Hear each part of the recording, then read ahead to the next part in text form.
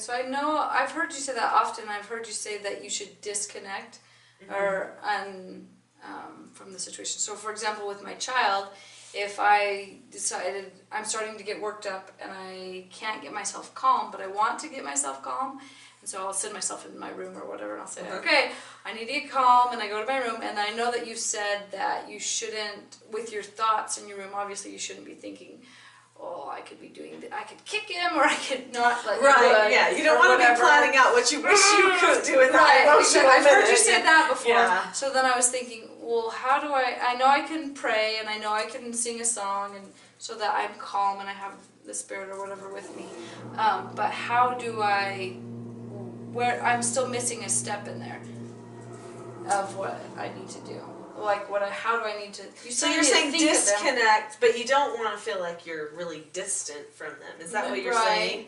Okay, so when I did foster care for all the years that I did, they would attack me, like literally attack me with their words, sometimes even with their bodies. I had to be able to help them. I had to be able to advocate for them. And that was the thing I thought all the time. I have to be their advocate. So everything I did came from a place of advocacy. And the way that I found that I could advocate for them was I could disconnect from whatever behavior they were having. Then I would appreciate them or have gratitude for them, and then reconnect to their hearts so that they could feel my trust for their goodness. And then I would correct them, and they knew all the words that I was saying, because you know how I do corrections.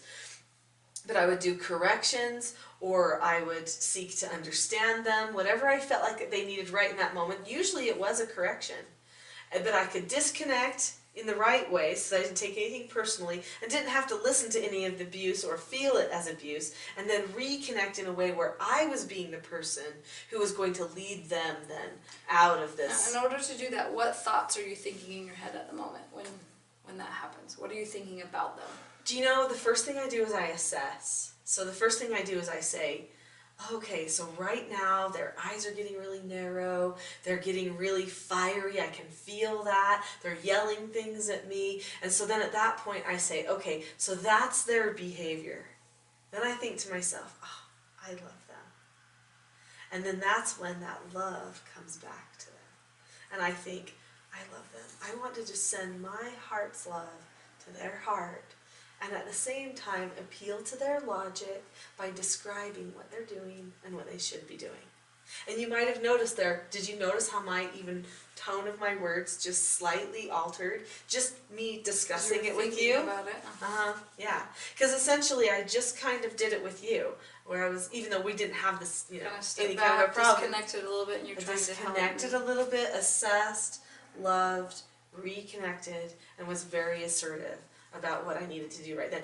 I wish I could instill that into every parent that's frustrated in a shopping cart line, or who is, you know, yelling at their children, pulling their hair out, going, I hate this, they're abusing me, this is so awful, because you don't have to take those things personally. There is freedom right in the minute, but you have to know that you got to give yourself that freedom. You have to free your own self by disconnecting.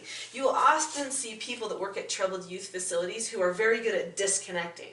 They're like, okay, right now this is what you're doing, blah, blah, blah, okay, this is what you've earned, da, da, da, da. And they can disconnect, but you know, the part they miss is the reconnect. That's because they're doing behavioralism, but they're not. Right, that's behavior modification. Your program. They're not doing changing their hearts by changing their hearts. Yeah. And that's the hardest part. That's the hardest part.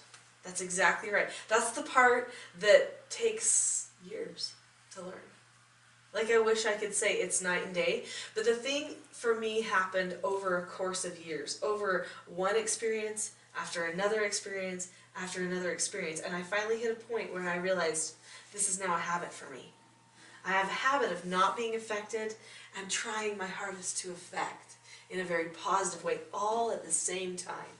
And so when people see me and my daughter or my son do a role play in front of them, and we'll try to make it as real as possible, they'll say, what is it that you were doing right there? Right. And in my mind, the word is advocating. I was advocating for that person's freedom. Because you care so much about them and how to help them. Yeah, because I can't help them be free.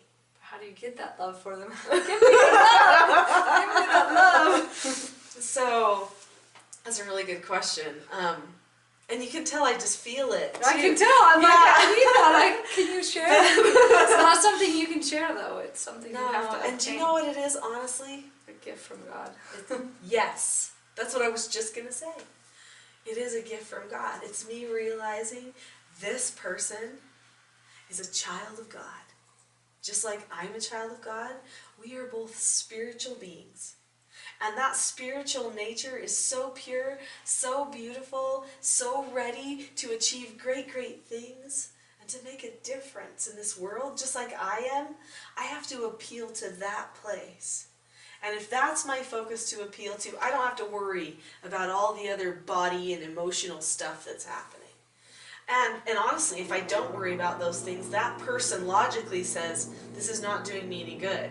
I am not getting anywhere. And then once they logically recognize that, their heart just kind of like opens up to what truth, because they don't know what else to do next. And then finally, their spirit is free to feel what I'm trying to send them with that feeling of love. And if you say, how do you love somebody? Some people are hard to love.